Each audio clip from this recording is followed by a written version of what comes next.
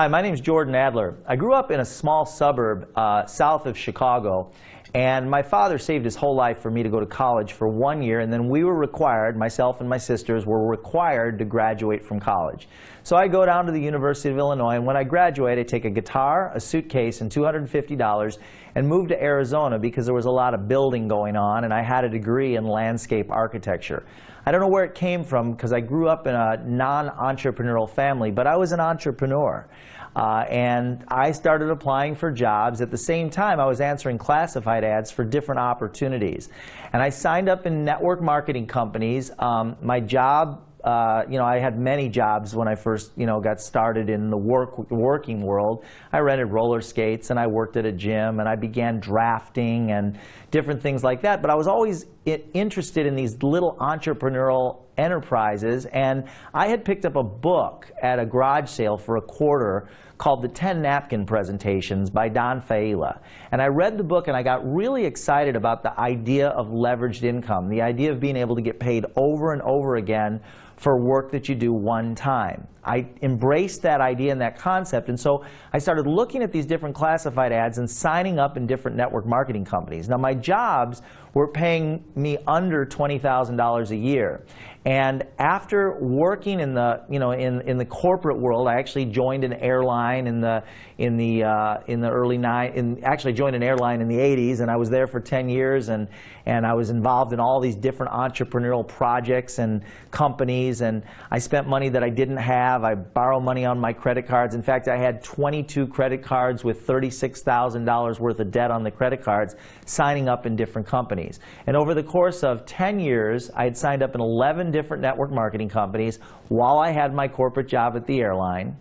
And I never made a penny in any company. I never signed up a single distributor, never made any money. And then I met a guy, his name is Russ, and we never went into business together.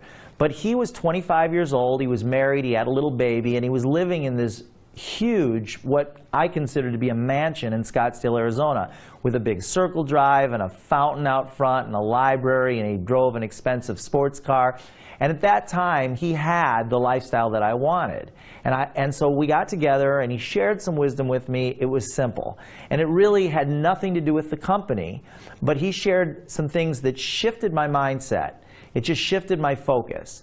And I joined my 12th network marketing company, and in that company, I was there for 13 years, I made $8 million. And it was very simple.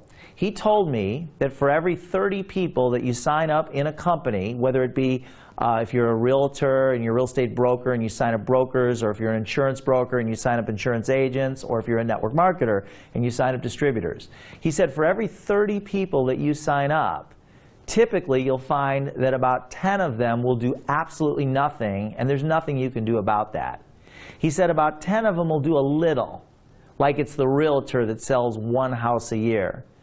And then the other 10 will do a little more than a little, but he said one, typically out of 20 to 30, will go out and build a big business. And if you talk to any successful real estate broker, they'll tell you that they need to recruit typically 30, 40, 50 people to find one that's going to actually do anything big. So there was a coffee place called Coffee Plantation on Mill Avenue in Tempe, Arizona. My office at America West Airlines was there. They had just filed bankruptcy and cut my pay from $28,000 a year down to $14,000 a year. And what I started doing was setting up appointments with people that I knew to sit down with them at Coffee Plantation to show them my business. And my goal was to show the business 3 times a week. And my goal was to do that every single week for 2 years. Because I figured if I showed it 3 times a week for a month, that would be 12 presentations a month. If 11 people said no and 1 said yes every month, so if I showed it to 12 people a month, 3 a week, 11 said no, and 1 said yes. If I did that every month for a couple years, I would have sponsored or recruited 24 people. That was my goal, because Russ had told me that for every 20 to 30 people you sign up, you'll have 10 that'll do nothing, 10 that'll do a little, 10 that'll do a little more than a little, and 1 will go out and build it big. So that was my goal, and I did that. After 2 years, I'd signed up 19 people. And from those 19, the 16th individual was a woman that was an analyst at America West Airlines, at the airline that I worked for. And she signed up a lady in New Mexico who was a secretary and a student. That lady started having meetings at her home, just little get-togethers, and over the next few years, that group grew to 12,000 distributors and 40,000 customers and made me my first $1 million. Well, I continued to do that for 13 years. In 13 years, I signed up 129 distributors. That's in 144 months. There's 144 months in 13 years. Signed up 129 distributors. Now, interestingly, 95% of my income came from 5 of those 129 people. And I had an organization of about 85,000 people. So there was a major shift that occurred in the industry that I was part of that caused the whole industry to get turned upside down. And about 8 years ago, I was faced with a business decision. And I started getting cards in the mail from a guy that I didn't know. And I got over a period of a couple of weeks, I got 5 or 6 cards, and some of those cards had a DVD in them. And finally, I popped one of the DVDs in and watched it. And I was taught by my mother at a very young age the importance of handwriting thank you cards. And I did that for years. She got me in the habit of doing it. I did it for years. I'd send out birthday cards and sympathy cards and get well cards and thank you cards. And I'd stop doing it because I got busy just like everyone else. Well, when I watched this DVD, I saw a way that I could start doing that again. And I had collected hundreds and hundreds of business cards from entrepreneurs over the years. And I thought, this is a great way of connecting with all these people to begin sending birthday cards again. And when somebody does something nice for me, to be able to send out a thank you card and things like that. So I got in touch with this guy, and he walked me through sending a card to my mother, who lived in Chicago. I was in Arizona at the time. As soon as I hit the send button, I thought to myself, this is something I must do. So I signed up to be a customer initially, and I told the guy I'm not interested in building the business. However, after I sent out probably close to 100 cards, the feedback I was getting was so powerful and so positive, I started thinking there's millions of people out there that are going to need this and are going to want it, and I wanted to be part of that growth. So I started calling people that I had business cards for.